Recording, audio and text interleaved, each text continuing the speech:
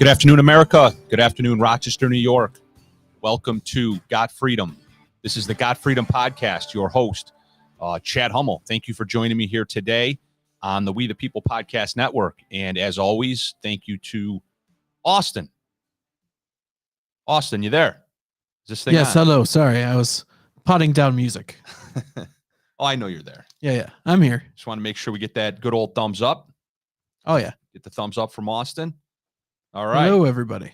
So welcome back to the Got Freedom Podcast. Happy Tuesday afternoon. A lot is going on as usual. And I have three main topics I want to cover today. And unfortunately, two of the three topics deal with masks and vaccines, right? It's been 2 years now. I think it was 2 years on March 13th when the major shutdowns began to occur in New York State by executive order of Andrew Cuomo. So we're a full 2 years in now. And with the release of our children a couple weeks ago, right, when Queen Hochul, or what's her name, Austin?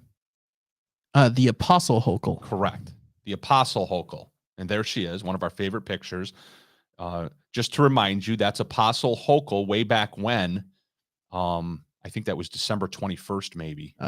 December 10th, 2021. December 10th, 2021. Correct. I was thinking 21. Yeah. December 10th, 2021. That was Queen Hochul announcing the indoor mask mandate as she stands indoors unmasked, right? And there's a reason why we have to keep showing that. There's a reason why we have to keep talking about this. And that's because it's not over.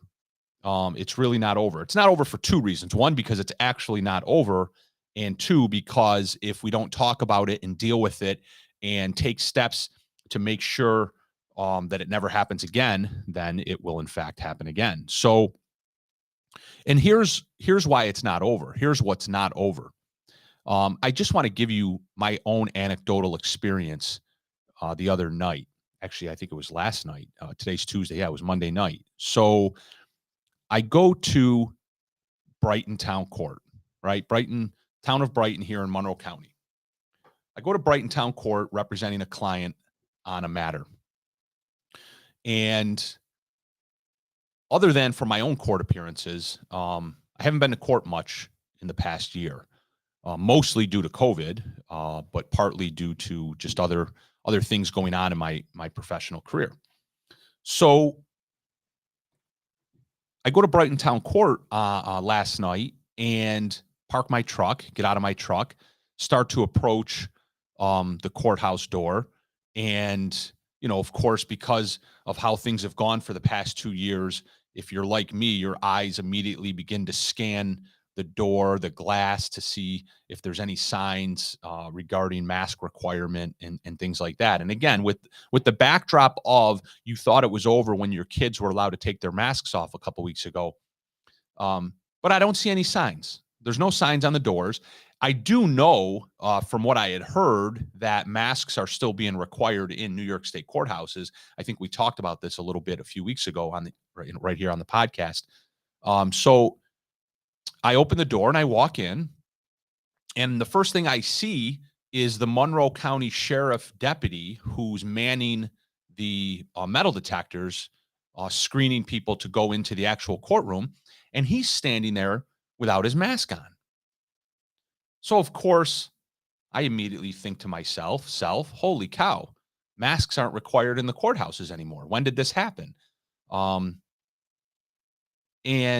And I look around, and there's probably 15 people that all appear to be individuals that are there for court. There's about 15 people hanging out in the lobby outside the metal detectors before you go into the courtroom.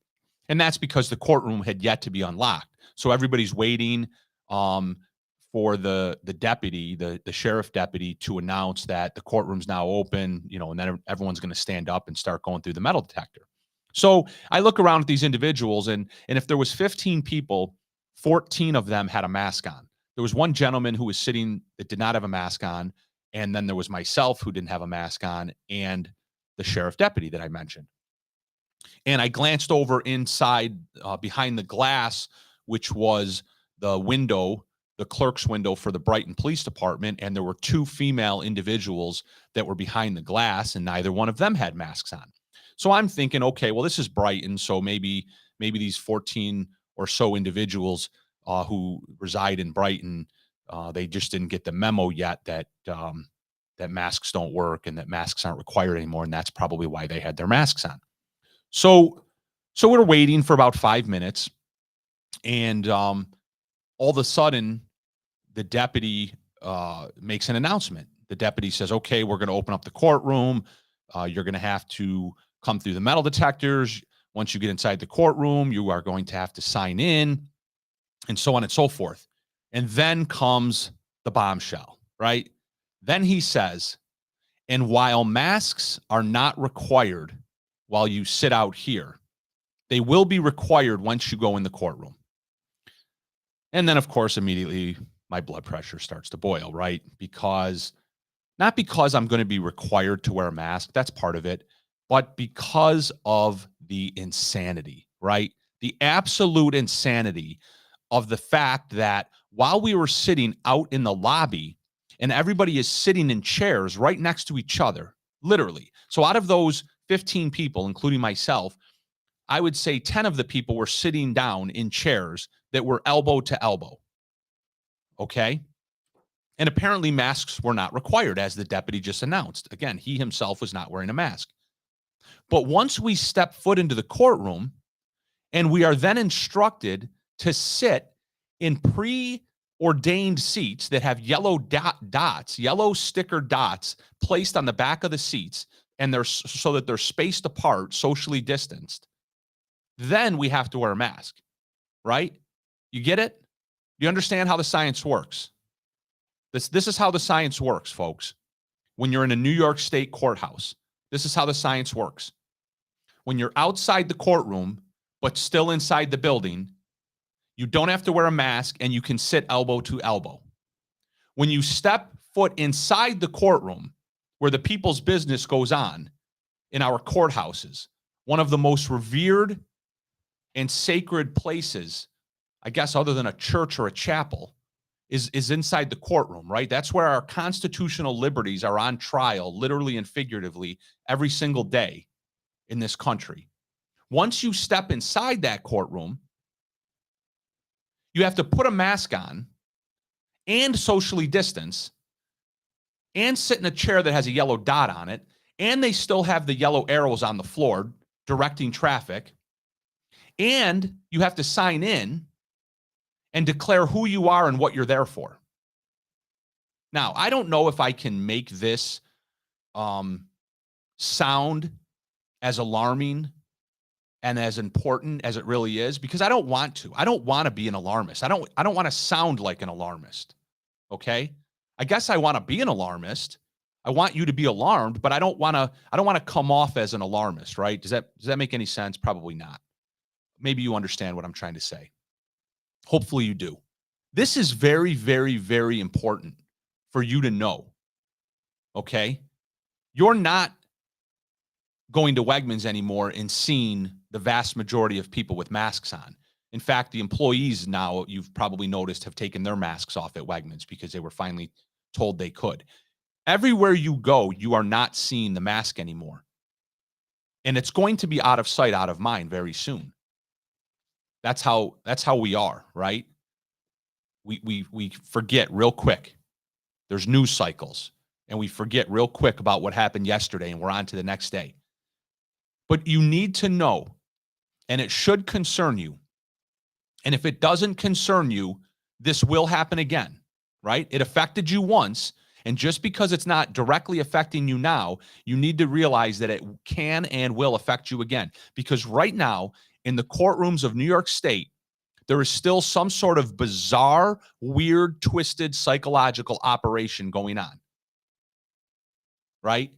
Where, again, apparently the science in New York State courthouses is that while you're outside the courtroom, you can sit elbow to elbow and not wear a mask. But once you step foot inside the courtroom, you have to sit in a preordained seat with a yellow dot on it, follow the arrows on the floor, and put a mask on. Did the courthouses not get the memo that COVID is over in New York State? Did they not get the memo that the masks don't work? They must not have gotten that memo. Well, can I just ask? Yeah. Did they at least have microphones in the waiting room? I know if you have a mic, you don't need a mask. No, they didn't. Oh, okay. Then it doesn't make any sense. Well, it's ironic that you bring that up because there are microphones inside the courtroom.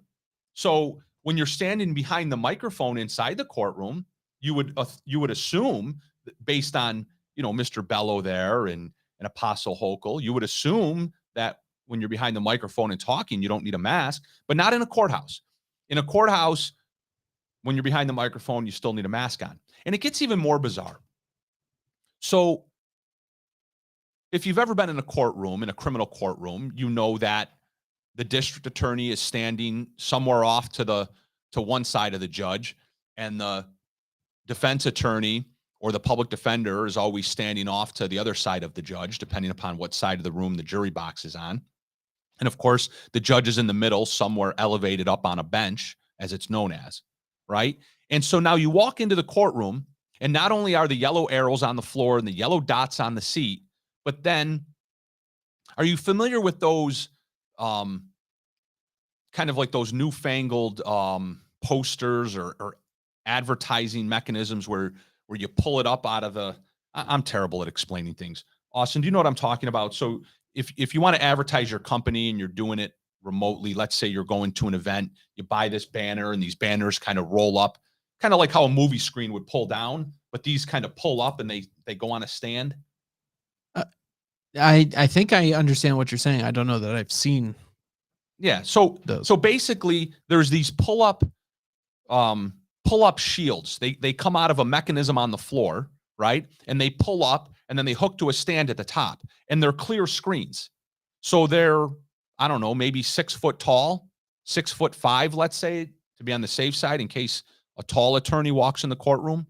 But in front of or next to both the district attorney and then the lawyer on the other side of the room are these clear shields or these clear stands that are up. And you stand to one side of it. And the judge has this big, huge piece of plexiglass in front of him up on the bench. And when my case was called, I walked up to the podium with my client, and I directed my client to stand next to me at the podium, which is where my client has stood next to me for 19 years as a practicing attorney in a courtroom until last night, right? Now that masks are over, now that COVID is over, I walked into a courtroom last night and I directed my client to stand next to me. And of course, we had masks on. I'm ashamed to admit it. And you know what the judge did? You know what the judge said? The judge told my client to go to the other side of the screen. Can you believe this? He told my client to go to the other side of the plastic screen that was next to me. So now there's a plastic screen in between my client and I. And the DA's behind her plastic screen. And the judge is behind his plastic screen. And everyone has masks on. And the audience is sitting socially distanced on chairs with yellow dots. And there's yellow arrows on the floor. And people that were not defendants, but were there with a defendant, let's say somebody's father or somebody's girlfriend or somebody's significant other, they were asked to sign in and declare who they were and why they were there. That's also something that's never happened in 19 years of setting foot in a courtroom, in a criminal courtroom. Attorneys have always signed in to courtrooms, a criminal courtroom, but there's a reason for that. We sign in so that the judge can get us in and get us out, because a lot of attorneys that are going to night court are going to multiple night courts. So as a courtesy, the practice has always been, long before I became an attorney, but at least for the past 19 years, the practice has always been the attorneys get a sign-up sheet, and then that sign-up sheet gets passed up to the judge, and the judge goes off the sign-in sheet. And then once the judge is done with the sign-in sheet of the private attorneys, then he just calls the docket in alphabetical order or in whatever order he or she wants at that point. But last night in Brighton, I had to sign in, but my client also had to sign in. And my client's father, who was there with him, also had to sign in. And according to the deputy, he was told to put down that he was there as a support person. I mean, what in the hell is going on? Who is a support person at a criminal court proceeding? Right? It's kind of like when you go into the doctor's office during COVID and the chairs were all marked and they had the chair for the patient and then the chair for the support person. There's some sort of operation going on here. There really is. And this isn't, you can call it a conspiracy and you can call it crazy talk because that's what you do. And then 6 months later, it's true, right? 6 months later, the crazy person with the conspiracy theory is proven true. So you tell me then, if this is a conspiracy theory, if this is not a conspiracy theory, then what is it? Because it's true, right? I saw it with my own eyes. I lived it and experienced it last night. So tell me why. Tell me why that when you go into a New York State courthouse, still to this day, you are wearing a mask, you are following arrows on the floor, you're sitting behind a yellow dot, you're standing behind a screen, the judge is behind a screen, and the deputy's asking you to declare who you are and why you're there. I don't know. I don't know, folks. You figure it out. When you figure out the answer, you let me know. It's pretty scary stuff, though, because there's a reason why it's happening. And we know it's not because of COVID. That's just a simple fact. Because if it was obviously about COVID, then obviously New York State would still have all of these mandates in effect statewide, especially at the schools, right? Especially at the schools. But apparently it's only in the courthouses now. So why? Why? It obviously has nothing to do with COVID. It has nothing to do with science. It has nothing to do with safety and viruses and illnesses. So what is it? What is it? Okay. So moving on from that, and I might come back to that because I think there's a little bit of a common thread there in what I just talked about. If I remember to bring it up later on in our next discussion, I want to try to connect those dots. But the next topic that I want to try to quickly move on to is, I said we would talk about masks and vaccines. So of course, unfortunately, we still got to talk about vaccines. Many of you heard the talking points or the little clips over the past 48 hours of the Pfizer CEO. I don't even know his name offhand. We're going to have him on the screen here in a minute. But the Pfizer CEO gave an interview, I think it was to CBS, and now, of course, it's gone viral. And he said certain things that are pretty black and white and quite frankly cannot be taken out of context, yet immediately, because his comments exposed the fallacy that the vaccine has been for the past year or so. How long? I think the vaccine's been around for about 14 months now. It's been commonly available to the public for probably 12 months, but it's been out for 14, I think. So, of course, if somebody like you or I were to have called the efficacy out of the vaccine or called into question the efficacy of the vaccine over the past several months, obviously you know what would happen, right? You would be literally banned, right? You would be kicked off of Twitter. You'd be banned from Facebook. You'd be put in Facebook jail. You'd be ostracized by your friends and your family. You would be called a lunatic and crazy. And most importantly, you'd be called what? Austin, what do you call somebody who calls into efficacy a vaccine that doesn't work? I mean, a vaccine. You'd be called a conspiracy theorist. Well, that's for many reasons. I'm called a conspiracy theorist. You'd be called an anti-vaxxer, of course. Right? Oh, yes. Right. It doesn't work. Therefore, you're an anti-vaxxer. No, actually, it just doesn't work. Right. So now, when the CEO of Pfizer himself says that the vaccine doesn't work, now what happens? Do the apologies roll in? Do the social media bans get lifted? Are people let back on social media? Are people now called truth talkers? No. Now the media immediately runs and does fact checks and issues fact checks and says, oh, well, it was taken out of context. Oh, this, oh, that. Horse crap, right? Otherwise known as bullshit. So let's listen to a little clip. if you can barely understand this guy, but let's listen to a little clip from the Pfizer CEO. I believe this interview was given just this past Sunday. So you've seen some of that data on a fourth dose, a second booster shot. You think it will be necessary? It is necessary, a fourth boost right now. The protection that you're getting from the third, it is good enough, actually quite good for hospitalizations and deaths. It's not that good against infections, but doesn't last. Stop very there. long. But we are just submitting those data to the. That's okay. Can you rewind about, I don't know, 7 or 8 seconds? Let's listen again. Actually quite good for hospitalizations and deaths. It's not that good against infections. Stop there. But doesn't last.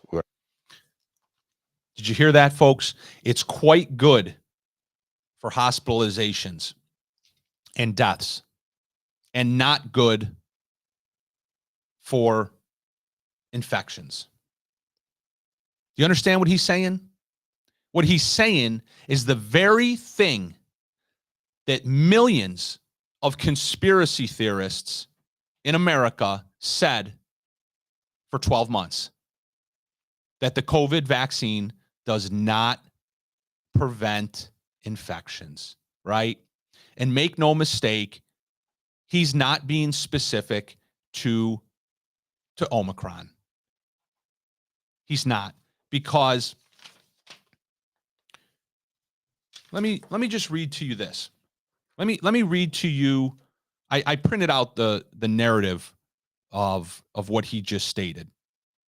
And he says, you just heard it. Right now, the way that we have seen, it is necessary, a fourth booster right now. The protection that you are getting from the third, it is good enough, actually quite good for hospitalizations and death. It's not that good against infections. Well, if it's not that good against infections, then is it a vaccine, right? Well, we all know that the FDA changed the definition of a vaccine once COVID came out and once the so-called vaccine came out, because they knew it was not designed, nor did it prevent you from acquiring and transmitting the COVID virus. So now let's jump over to the fact checkers. So Austin, if you have that other clip. So this is from a so-called fact check, right? Because if you Google this story, immediately you'll see the story, and then you'll also see a dozen fact checks, because they don't want you to read the truth and hear the truth directly from the horse's mouth. They want you to go and read the fact checks where they spin and twist everything. So here's the fact check. And they quote him again from a different part of the interview. Here's the situation. Here the situation has been deteriorated because of the Omicron, which had a very quick ramp up. It is a disease that manifests a little bit less in terms of mildness. I mean, it's more mild. So he's telling us that Omicron is more mild.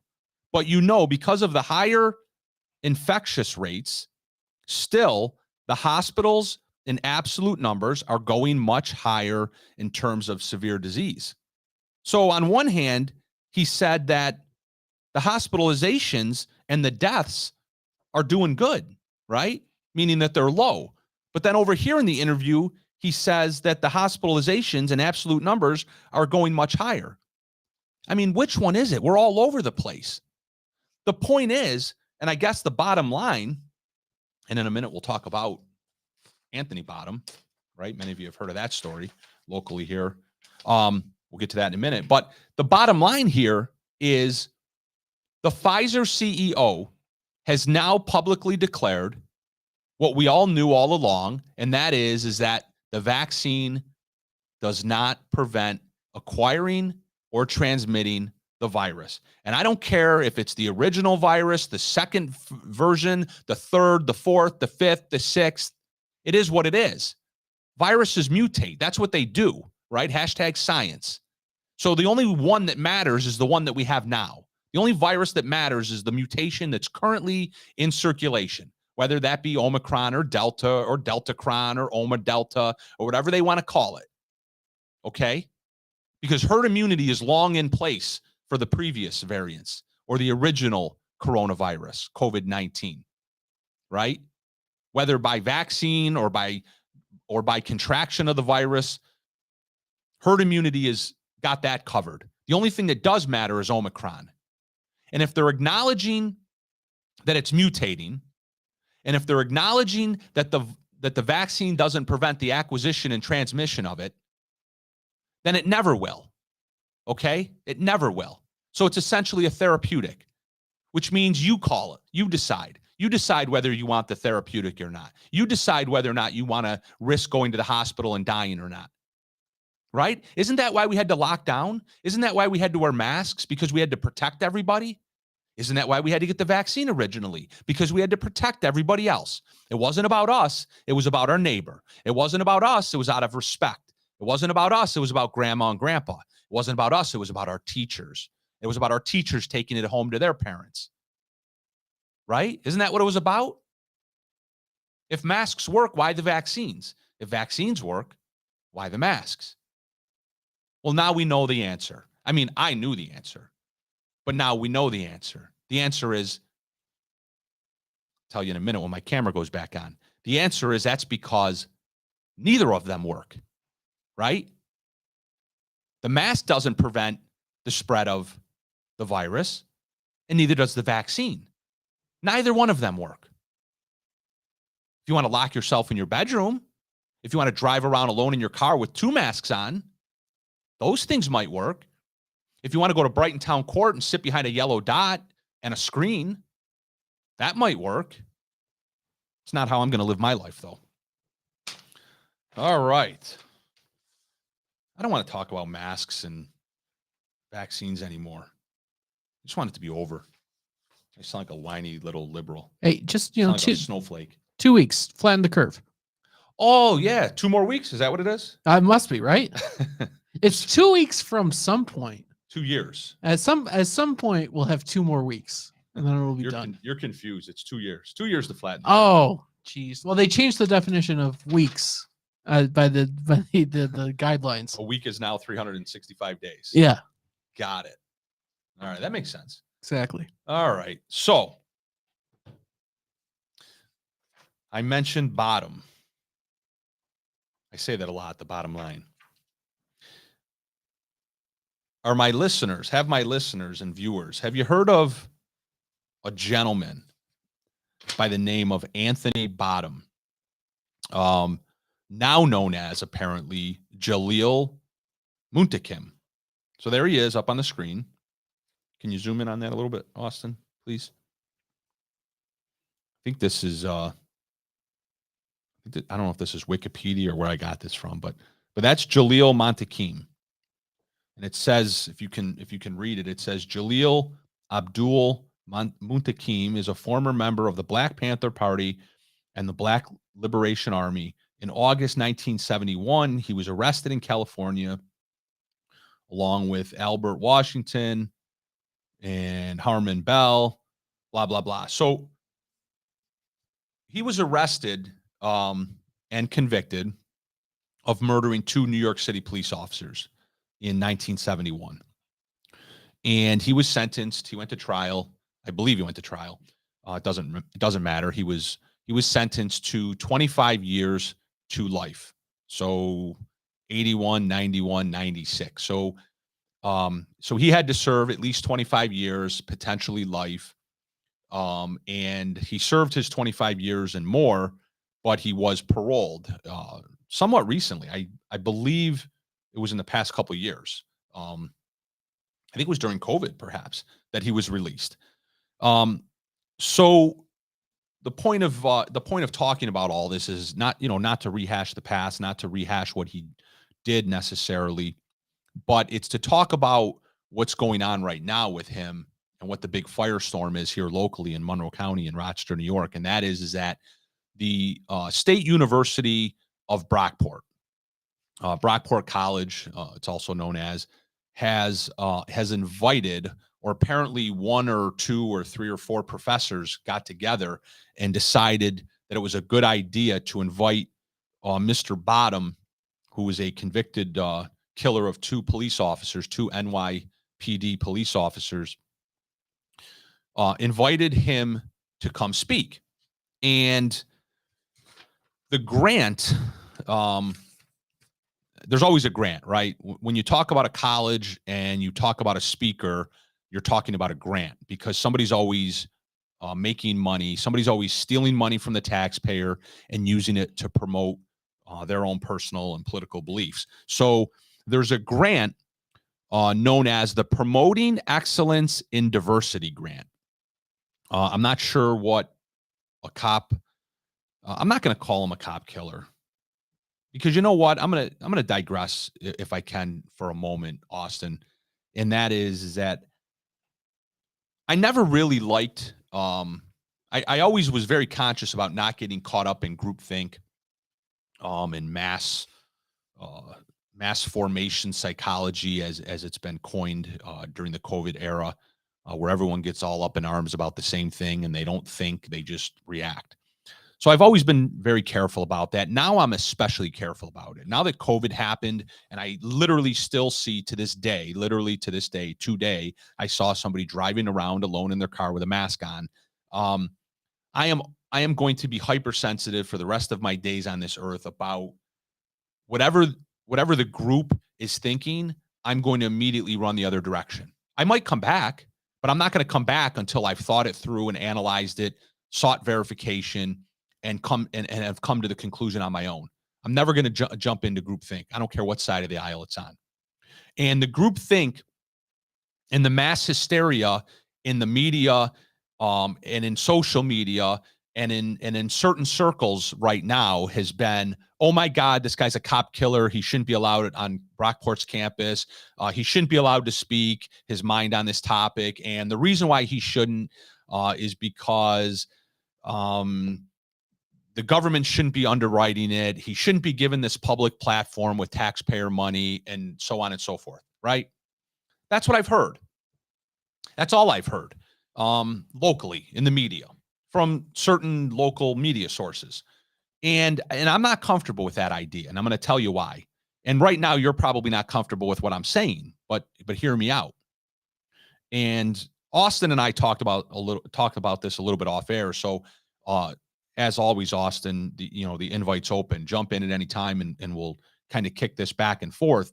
But I do on this topic, I do really want to get into the comments if I could. Yeah.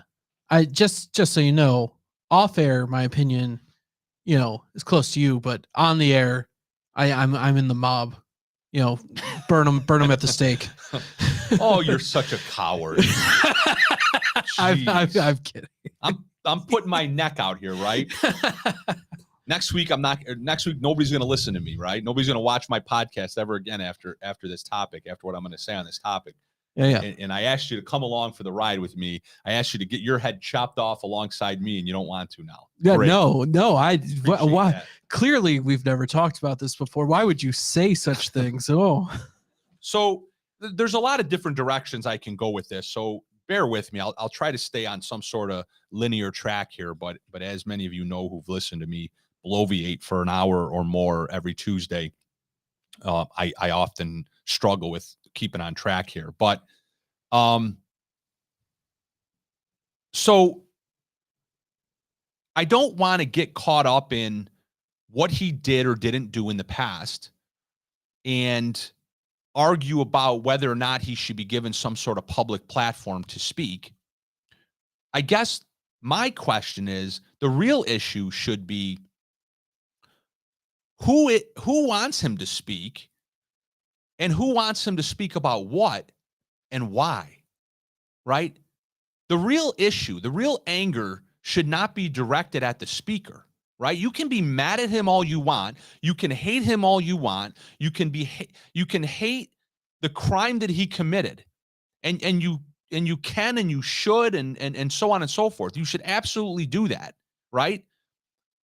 If he was in fact guilty, which he was found guilty in a court of law, and again, I don't know if it was a trial or if he admitted to these crimes, but either way, let's put that in a box for a minute. He was found guilty. He admitted guilt. Whatever the case was, he killed 2 New York City police officers on duty in cold blood, and they were vicious crimes too. I don't want to get into all the details, but they were very vicious crimes. Okay, fine, bad. No question about it, bad. Now the reality, though, is he's out of jail. Again, whether you like it or not, good or bad, he's out. Okay? And now he's going to speak on a campus at a state college, which is funded by the taxpayers. All the taxpayers, right? Even the taxpayers that want little yellow dots on the chairs in Brighton Town Court, and even the taxpayers who want you to drive around in your car with a KN95 mask on.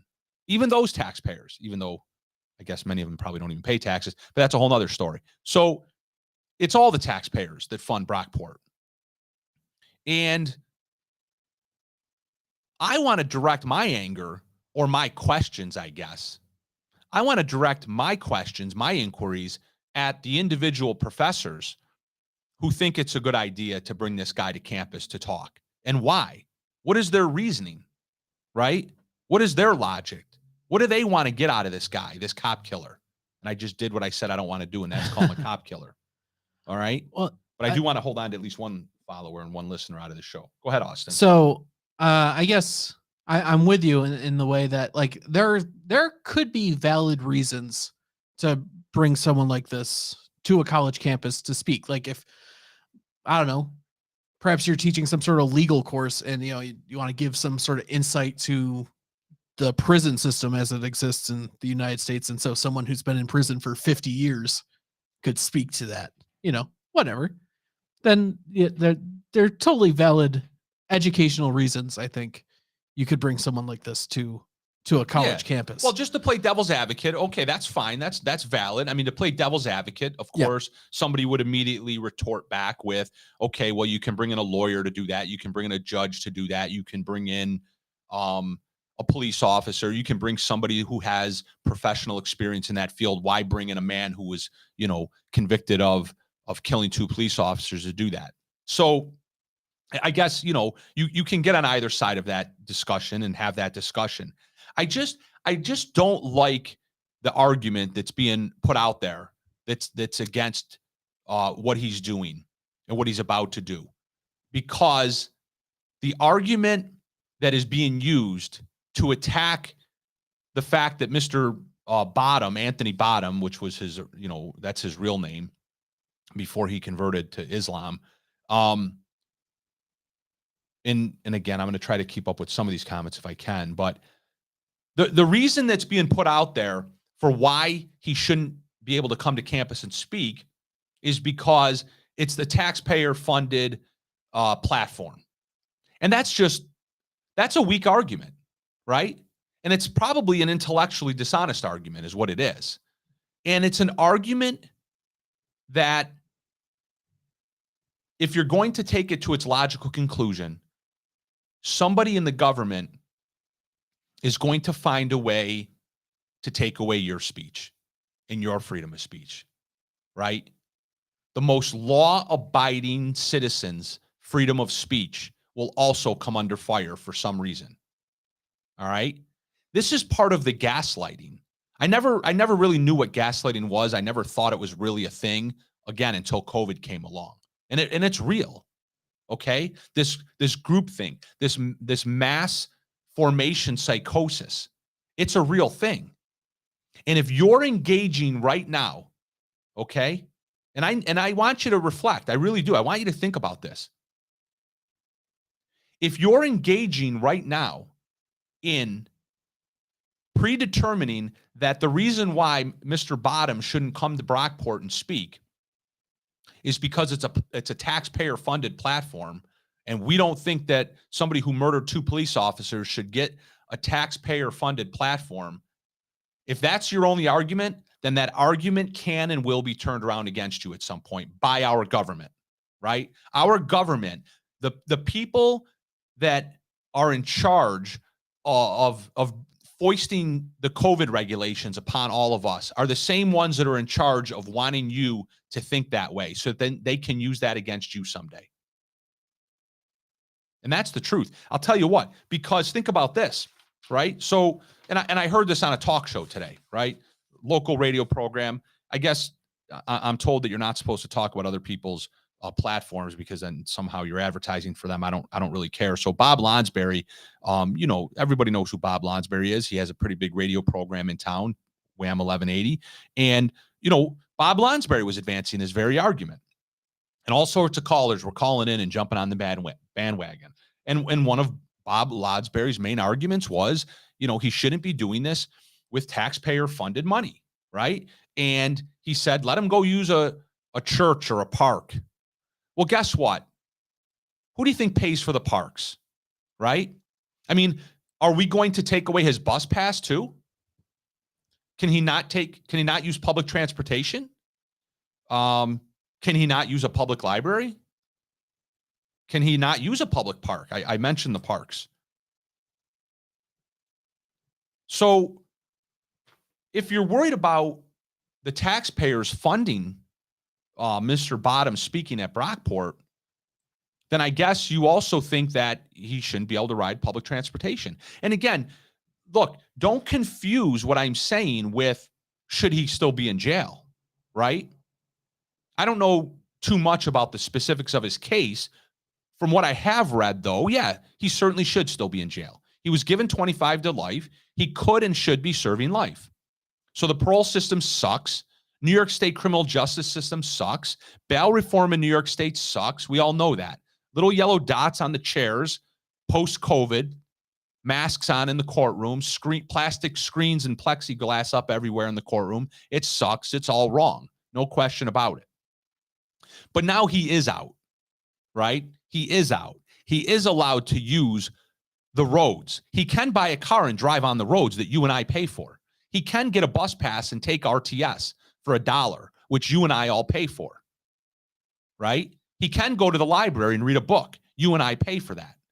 If he has children or grandchildren, he can send them to public schools. You and I pay for that. So he can go to Brockport and speak. And you and I pay for that. You and I cannot go and listen to him. You and I can speak out. You and I can speak a better truth than what he's going to speak. But that's what freedom of speech is. We either all have it or none of us have it. You see the difference, right? You see the difference between should he be out of jail and should he be allowed to speak and use a public park and use public transportation once he's out of jail. You do see the difference, don't you?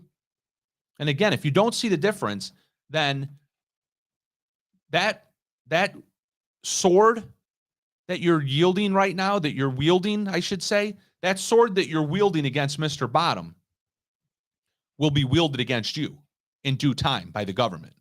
It really will. You already saw it wielded against you for the past 2 years by the government. So now, with all that said, I will address one specific problem that I see when it comes to the whole taxpayer-funded aspect of what's going on with Mr. Bottom and going out there to Brockport to speak. And that is the report is the word on the street, so to speak, is that on top of going there to speak, he's being paid to do it. Okay. Now, I'm not sure if many of you knew that or not. And if that's what your chief complaint is, then fine. I can live with that argument. I can live with that complaint because he certainly shouldn't be paid to speak. Because once you're getting paid to speak, now you're in a different arena. Now it's this pay to play type of thing. Right now, it's not just he's going to the public park and standing on his soapbox and exercising his First Amendment right to speak.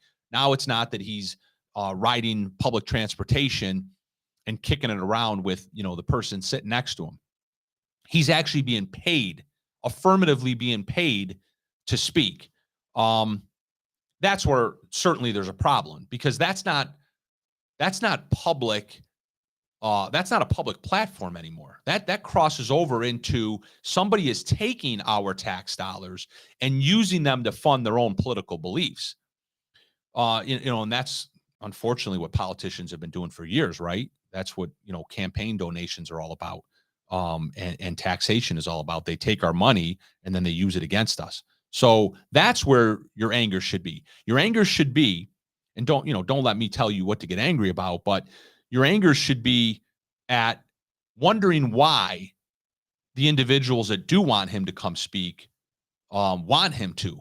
What is it that they want to accomplish here? And number two, why are they paying him to do it?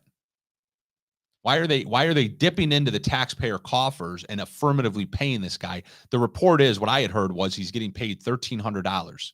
Now, why 1,300? Why not 1,200? Why not 1,400? It's probably 13,000. I mean, somebody's lying there, right? I mean, where do they come up with $1,300, right? But in any event, so,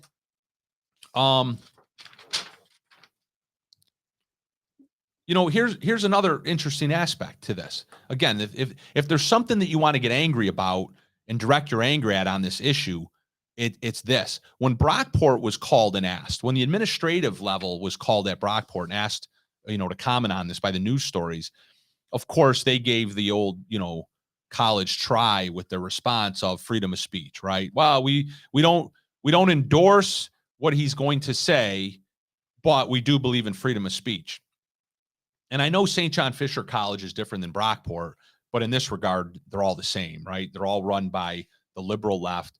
They're all run by esoterical liberals, the liberal elites, these college professors, the vast majority of them are. So a few years back, the vast majority of the professors at St. John Fisher College, they got up in arms over Rudy Giuliani coming to speak at a graduation commencement ceremony. He was going to be the commencement speaker at graduation. And a bunch of professors got together and they signed a petition and they all got up in arms and so on and so forth. So, and I don't recall St. John Fisher, and I'm sure if Brockport was in the same shoes, I'm certain that they would have reacted the same, but I don't recall any of these liberal institutions, these academics, I don't recall them jumping up and down and screaming freedom of speech when somebody invited Rudy Giuliani to speak, right, at St. John Fisher College. And in fact, more recently, a bunch of professors got together and signed a petition to have Rudy Giuliani's honorary degree that St. John Fisher had given Rudy Giuliani. They wanted to take that away. So make no mistake, freedom of speech, it doesn't work from the left, right? They don't want somebody like me to have freedom of speech. They want to have their freedom of speech because they're the tyrant, right? They're the ones looking to ultimately exterminate liberty and freedom because they're banking on the fact that by the time they're done exterminating it, they're going to be at the top of the heap. Okay?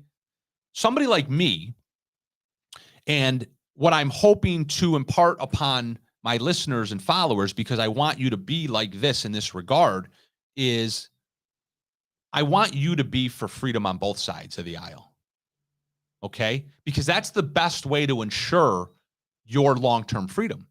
The best way for me to ensure somebody's long-term freedom, my own, namely, is to guarantee or advocate for the long-term freedom of those I don't agree with.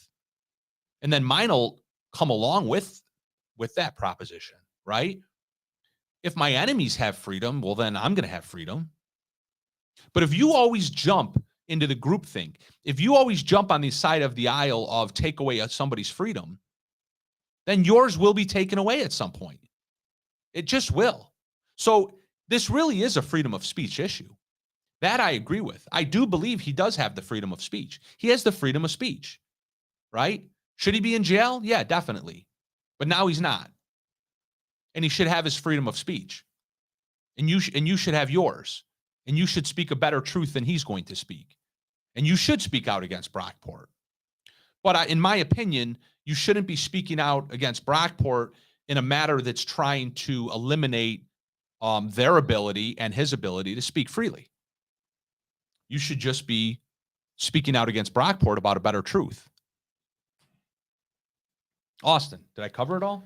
I think so. Come on, jump in. Disagree with me. I mean, I think do something. Going back to your point about him getting paid, even I don't even know that I would disagree with that so far.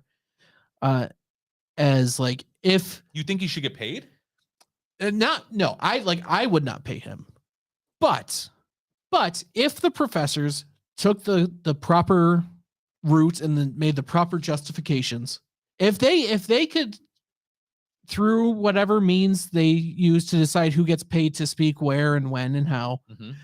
If they went through all that process and, decided, yes, all right, he gets paid, fine. That I don't know that I necessarily have a problem with that. However, if like on the other end, if they were like denying some conservative speaker on some nonsense, if like there was like a conservative professor who tried and failed to get a speaker, well then that would be where I would step in and be like, okay, well, sure, there's a double standard. Well, exactly, and that's the key, right? There most definitely is a double standard. That's what I just tried to articulate with the Rudy Giuliani scenario, and Right. and something that occurred to me today when I was thinking about this topic was that, so the officer that was found guilty in the death of George Floyd, right? The officer who we've all seen the video, 9 minutes, he's got his knee on his neck, George Floyd dies. That officer goes on criminal trial, he's found guilty, and he's going to serve a lot of time in jail. When that cop gets out of jail and SUNY Brockport invites him to speak on campus, well, I guess the real point is this: is SUNY Brockport, is any professor at SUNY Brockport going to invite that officer to come speak on campus on any topic? And if they did, right, if there was the so-called pro-police or the Blue Lives Matter type of contingency at Brockport, if they invited the police officer, and I don't know his name off the top of my head. Do you, Austin? No, not off the. So the police officer that kneeled on the neck of George Floyd, if that police officer is invited onto the campus of Brockport 7 years from now when he's out of jail, what do you think the response is going to be? Ask yourself what you think your response would be, right? If your response to Anthony Bottom speaking, Derek Chauvin. Oh, yes. Yeah. Yep. Derek Chauvin. Yep. If your response to Anthony Bottom coming to speak at Brockport was anger because of what he had done and what he was convicted of doing, if that was your response, that he shouldn't be able to speak, right, because it's a taxpayer-funded platform, then shouldn't that same response apply to if Derek Chauvin is going to come speak? Maybe it is. And really, I really don't mean to draw the conclusion for you. I just want us all to be thinking about these things, because I want us, you need to be logical and consistent, right? Because in order for freedom to apply and last, more importantly, in order for it to last, it has to apply across the board. It just has to. Because again, I can't beat the dead horse enough. The moment you find a person or a scenario to not apply it to is the moment that the dominoes begin to fall. And we're already there, right? The dominoes are already falling. They've been falling for years, and we're all guilty of it. Dave brings up a good point here about the excellence in diversity. Yes, that is I think 100%. the grant that is used to pay Mr. Jalil. Yeah, and I pointed that out about 20 minutes or so ago, and 100%. I mean, again, that's where we should be directing our anger, if we have any to direct, at the appropriate issue and at the appropriate people. And that is, what is this promoting excellence and diversity grant? It shouldn't even exist in the first place. Most definitely, it shouldn't exist on a college campus where you're supposed to be educated on math and science and social studies. And then, why are we using these types of grants? Well, we know why we're using them. They're created and they're used to fund political agendas, which is what this is. This is a political agenda, no question about it. So I kind of want to end on this, and I mentioned earlier where I wanted to kind of connect up a couple dots here. So these dots that I want to connect, and this is uncomfortable. I mean, I've thought about this, and I've wrestled in my own mind with this proposition, and many of you have heard me say this before. I've been in the Back the Blue crowd, I've been to the Back the Blue rallies, and then I've been arrested by the Blue for not wearing a mask. So I'm not trying to brag, but I don't know how many of you in the last 2 years have been on either side of that spectrum. to the extent that I have been, right? I've been all the way to one side of the spectrum and back to the other side of the spectrum. So I have a pretty good experience, but that experience also causes me to have, you know, it causes me to have to do a lot of mental gymnastics, right? To think about where I stand on these issues. And that's why I just want to stand on the side of freedom at all times. That's where I've always wanted to be. And now that I've lived through what I've just lived through for the past 2 years, it's kind of a reckoning or a refocusing. So this is what I want you to think about.